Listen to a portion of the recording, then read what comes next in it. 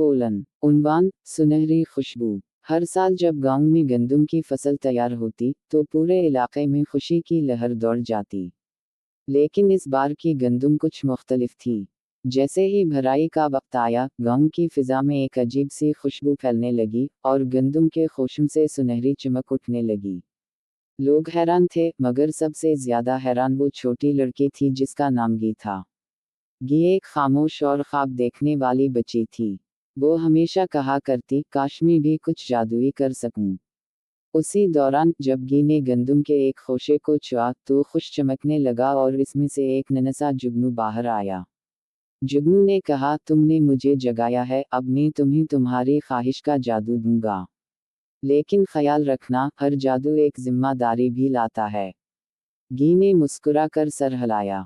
अगली सुबह जैसे ही गी गंदम के खेतों में गई, जहाँ जहाँ वो कदम रखती वहाँ गंदम खुद ब खुद कटकर साफ बोरों में भरने लगती। लोग हैरान थे और कुछ डर भी गए। मगर गी जानती थी, ये जादू सिर्फ तब तक है जब तक वो दिल से शक्र गुजार रहे। रफ्ता रफ्ता पूरे गांव की गंदम बगैर किसी औजार के भर गई।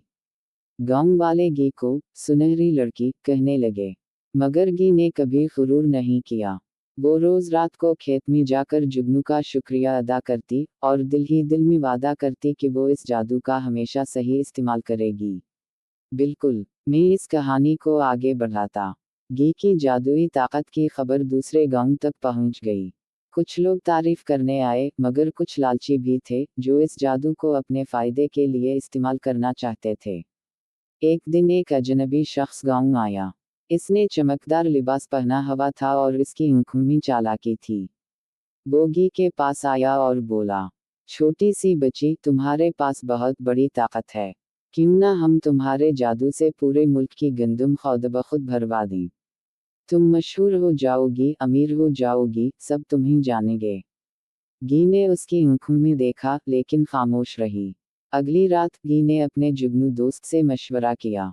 जुगनू ने धीमी आवाज में कहा, याद है मैंने कहा था, हर जादू एक जिम्मेदारी है। अगर तुम जादू को लालच में दो तो वो जादू जादू नहीं रहता, एक लानत बन जाता है।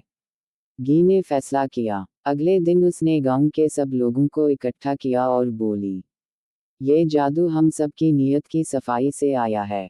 अगर हम लालच करेंगे तो ये जादू खत्म हो जाएगा। सबने उसकी बात मानी, सिवाय इस अजनबी के।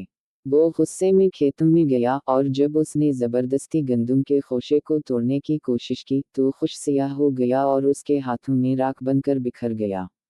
इस दिन के बाद किसी ने भी गी के जादू से नाजायज फायदा उठाने की कोशिश नहीं की।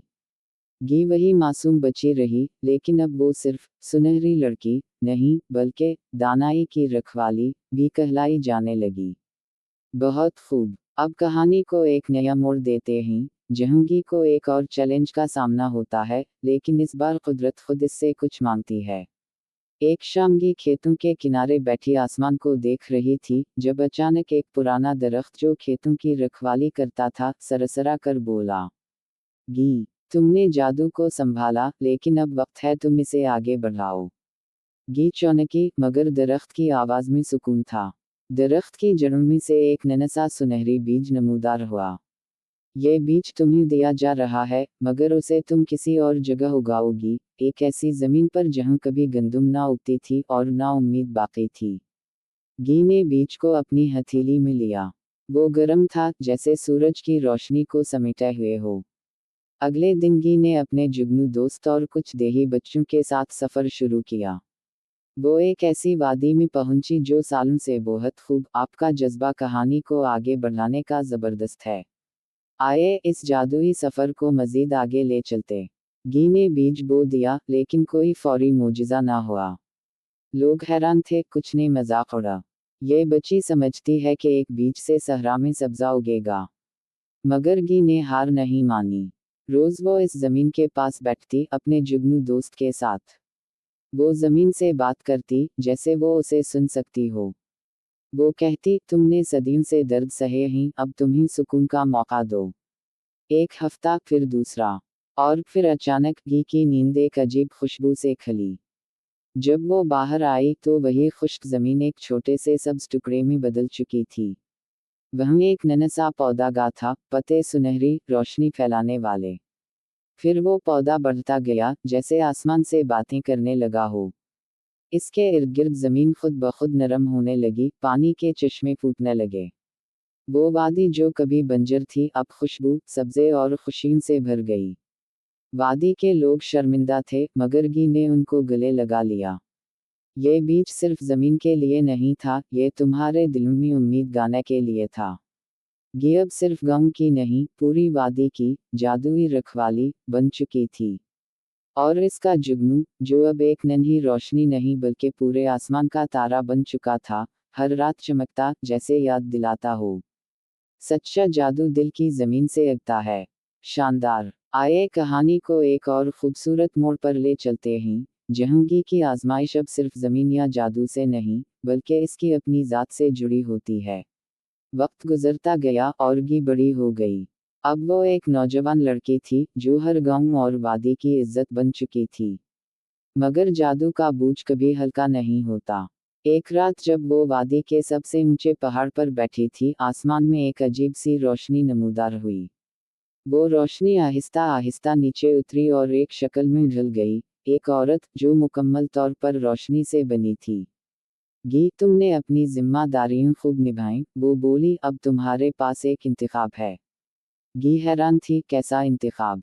या तो तुम ये जादू अपनी नस्ल में आगे बढ़ाओ और एक आम जिंदगी गुजारो, या फिर तुम खुद कुदरत की रखवाली बन जाओ, मगर फिर तुम इंसान नहीं रहोगी। तुम जमीन, बारिश और हवा का हिस्सा बन जाओगी। तुम हर गंदम के दाने में, हर दरख्त की छांव में और हर बच्चे की मुस्कुराहट में जिंदा रहोगी। मगर कोई तुम्हें नहीं देखेगा, ना पुकारेगा। गी खामोश हो गई। एक तरफ वो सब कुछ था जो इसने हासिल किया था, मोहब्बत, दोस्ती, यादें।